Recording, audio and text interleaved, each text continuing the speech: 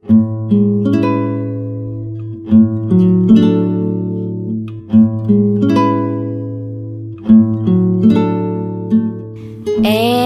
now, it's time for DJ Rocky's Secret Files.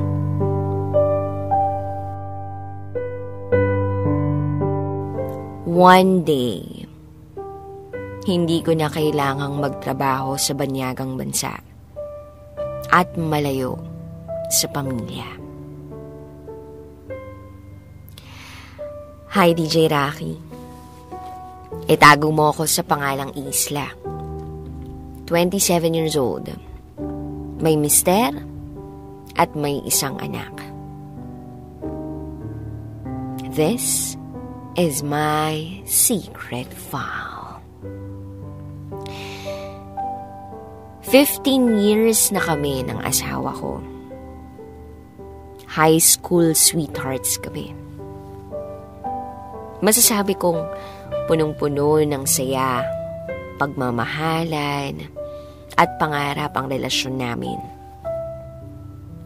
Pero syempre, kagaya ng ibang relasyon, marami rin kaming mga problemang tinahak.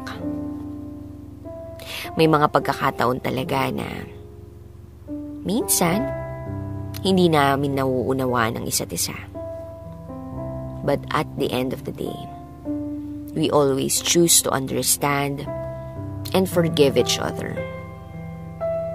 Mahal na mahal namin ang isa't isa. At mas lalong nagpapatibay nito ang anak namin.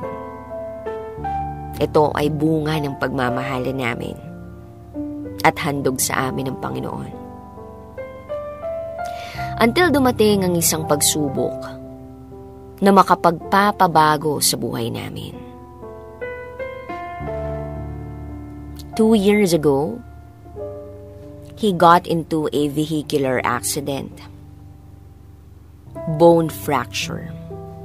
Or should I say, fractures. Ang daming kailangang operahan sa kanya.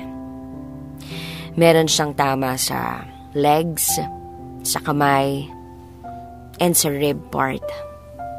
Akala ko, that time mawawala na ang asawa ko. Hindi ko alam kung saan kami kukuha ng pera, basta ang alam ko,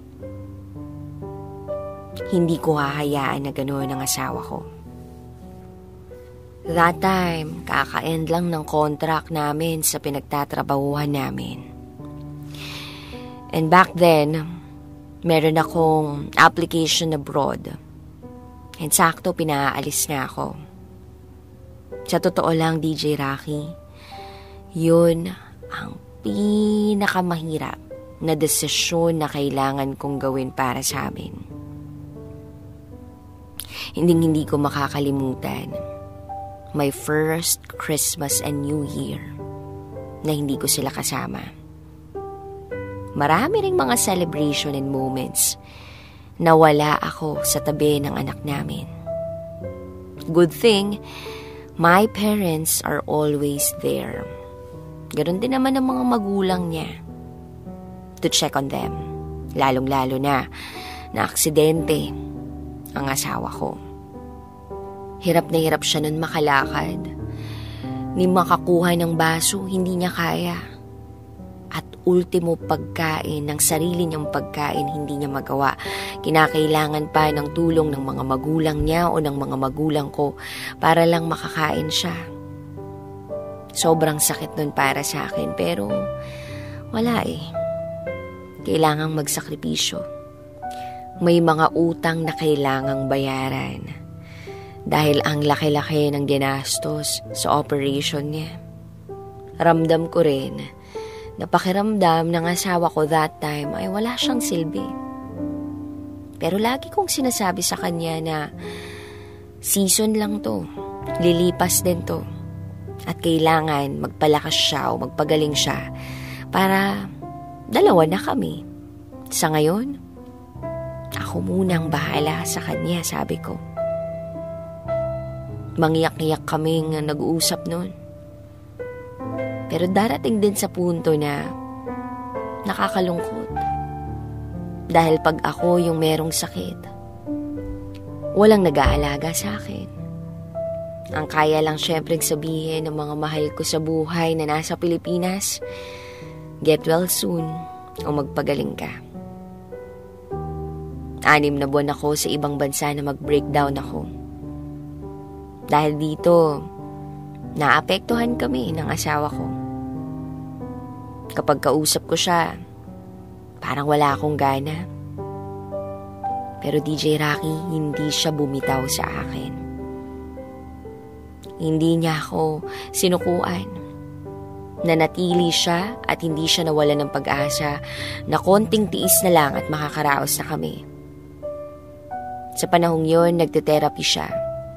Hindi niya nakalimutan ang pagiging ama sa anak namin. At hindi niya rin naman nakalimutan na meron siyang asawa na nagtatrabaho sa ibang bansa. Maswerte ako sa asawa ko. Yung pinapadala kong pera, pinangnegosyo niya. At dahil sa paghahawak niya ng pera namin, nakita kong umuunlad ito. Ako rin, dahil dito, lumakas ang loob. Hindi ako tumigil maniwala na isang araw, magkakasama rin kami. Yung hindi ko na kailangang magtrabaho sa banyagang bansa para lang may kitain.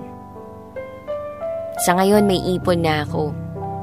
Tapos na naming bayaran ng mga utang namin para sa naging operasyon ng mister ko sa fracture. Nakakapaglakad na rin siya ng maayos. Meron lang mga konting kailangang i-exercise para maging normal na talagang lahat sa mister ko. Pero, ganun pa man hindi nagbago. Ang pagmamahal ko sa mister ko, maswerte talaga ako sa kanya. Dahil siya ang katuwang ko sa hirap at ginhawa. Ngayong Pasko, sorpresa ko silang uuwian. Uuwi na ako at magsasama na kami.